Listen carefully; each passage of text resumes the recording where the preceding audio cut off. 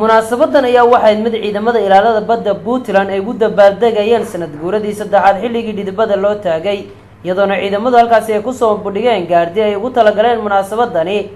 iyadoona halkaas ugu horeyntii uu ka hadlay taliyaha ciidamada ilaalada badda Puntland isla markaasina ammaan dusha uga tuuray ciidamada howlgalla ay ku guuleysteen taliya Cabdirasaaq Diriye Faarax ayaa waxa uu sheegay in maanta ay tahay maalin ku weyn ciidamada ilaalada badda Puntland oo 3 sano jirsaday maanta waxaan isleeyahay amaba ay tahay maalin weyn ku weyn ciidamada badda Puntland ku weyn ciidanka ku weyn shacabka reer Puntland maalintaas oo ah maalintii la asaasay ciidanka badda Puntland runtii asaaska Puntland ciidamada badda waa laga soo sheekeeyay balse waxaan xusi karayaa waxa weeye inuu ahaa fakaradii la fakaray ee loo bedelay action ahaan kuwii ugu qiimeeya badnaa waxaan filayaa in miraheedii laga arki karayo deegaanka Puntland sababtoo ah ciidankan wixii loo asaasay wuxuu ahaa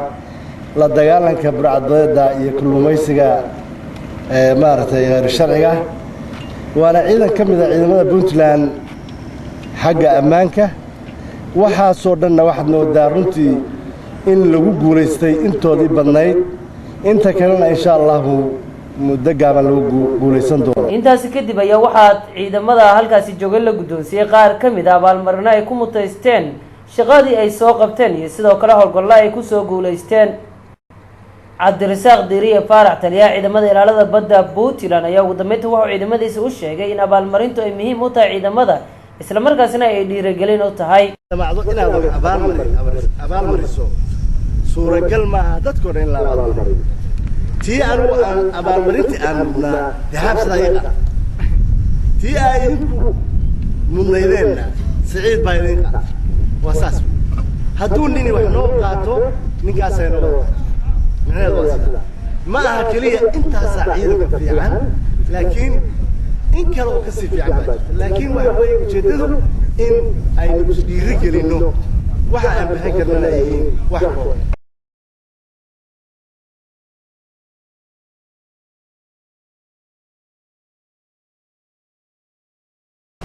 munaasabadan ayaa waxay noqonaysaa sanad guuradii saddexaad ee xilligii la aasaasay ciidamada ilaalada badda Puntland iyadoona munaasabada si aad ka dheehan keedeen ciidamo badan oo ka tirsan ciidamada ilaalada badda Puntland lagu guddoonsiyay abaalmarin kuwaas oo ay ku muteysteen howlgallo ay ka fuliyeen xeebaha Puntland iyo waliba bariga